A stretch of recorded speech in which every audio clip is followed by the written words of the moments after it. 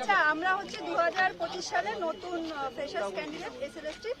তো আজকে আমরা চেয়ারম্যান স্যার, সেক্রেটারি স্যারের কাছে গেছিলাম ডেপুটেশন জমা দিতে। আমাদের 5 দফা কিছু দাবি ছিল। দাবিগুলোর মেন যে দুটো দাবি ওনারা সেটা মেনে নেননি। প্রথম দাবি ছিল হচ্ছে সিট বৃদ্ধি করা, 1 লাখ সিট বৃদ্ধি করা, সেটা ওনারা মেনে নেননি। দ্বিতীয়ত কথা হয়েছিল আমাদের 10 নম্বর দেওয়া যাবে না অভিজ্ঞতায়, ওনারা সেটাও মেনে নেননি। এবং আমরা তারপর বলেছিলাম স্যার যদি বা 10 নম্বর আপনাকে দিতে হয় তাহলে সেটা ইন্টারভিউর পরে দিন। ওনারা সেটা পুরোপুরি নাকচ করে দেয় এবং বলে না, এটা রুলস অনুযায়ী যাওয়া হবে, আপনারা গেজেট করে নিন, গেজেটে দেখুন ভালো করে রুলস যা। তা আমরা ওনাকে ভালোভাবে রুলসটাও বুঝিয়ে দিলাম, কিন্তু তাও ওনারা সেটা মানতে রাজি নন। এবং ওনারা আমাদেরকে এটাও বলে যে আপনারা কি রুলস নিজের মতো করে ইন্টারপ্রেট করছেন, তাহলে তো আমাদের মতো একটা ইন্টারপ্রিটেশন আসে, আপনারা তো নিজেদের মতো রুলস ইন্টারপ্রিটেশন করছেন। তো গেজেটটা মানে ওনারা বলছেন যে আমরা ল পাস হবে, যে ল ডিপার্টমেন্টের ব্যাপার, আমরা কিছু বলতে পারবো না।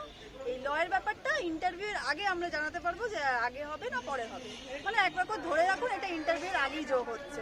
মানে এরা এই দুটো পুরো যে মেন দুটো দাবি ছিল পুরোপুরি ওনারা নাকচ করে দিয়েছে। ইভেন আমাদেরকে বলা হচ্ছে যে যদি কেবিএনবি স্টুডেন্টরা পরীক্ষা দিয়ে, মানে টিচাররা পরীক্ষা দিচ্ছে, ইন সার্ভিসরা পরীক্ষা দিচ্ছে, তাতে আপনাদের অসুবিধার কি আছে? আমরা তো ভালো স্পেশালাইজ ভালো এক্সপিরিয়েন্সড টিচার, আমরা আরো ওদেরকে ভালো করে ওদেরকেই নেব। আমরা কেন ফ্রেশারদের নিতে যাবো? আমার তো এটাই মনে হয় যে এক্সপিরিয়েন্স যাদের থাকবে তারা বেশি ভালো পড়াতে পারবে। তারা হয়তো স্যার ফ্রেশারদের কি হবে না, সেটা ফ্রেশাররা তো আপনারা আজকে অসভ্যতা করেছেন, চরম অসভ্যতা করেছেন, যেটা আমরা কোনোদিনও করিনি। সেই জন্য নাকি আমরা টিচার হওয়ারই যোগ্য নই।